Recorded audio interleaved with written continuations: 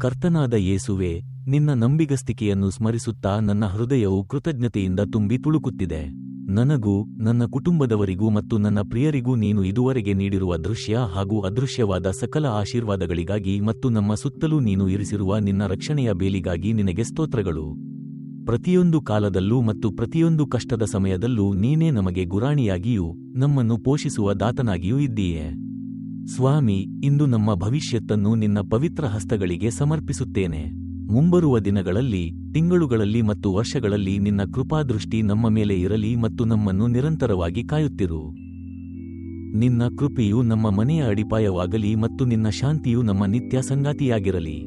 ಸಕಲ ಕೇಡುಗಳಿಂದ ನಮ್ಮನ್ನು ರಕ್ಷಿಸಿ, ನಿನ್ನ ದಿವ್ಯ ಬೆಳಕಿನಲ್ಲಿ ನಮ್ಮನ್ನು ಮುನ್ನಡೆಸು. ನಮ್ಮ ಜೀವನವು ಎಂದೆಂದಿಗೂ ನಿನ್ನ ಒಳ್ಳೆಯತನವನ್ನು ಪ್ರತಿಬಿಂಬಿಸುವಂತಾಗಲಿ. ಈ ದಿನದಿಂದ ಯುಗಯುಗಾಂತರಕ್ಕೂ ನಾವು ನಿನ್ನನ್ನೇ ಸಂಪೂರ್ಣವಾಗಿ ನಂಬುತ್ತೇವೆ. ಆಮೆನ್.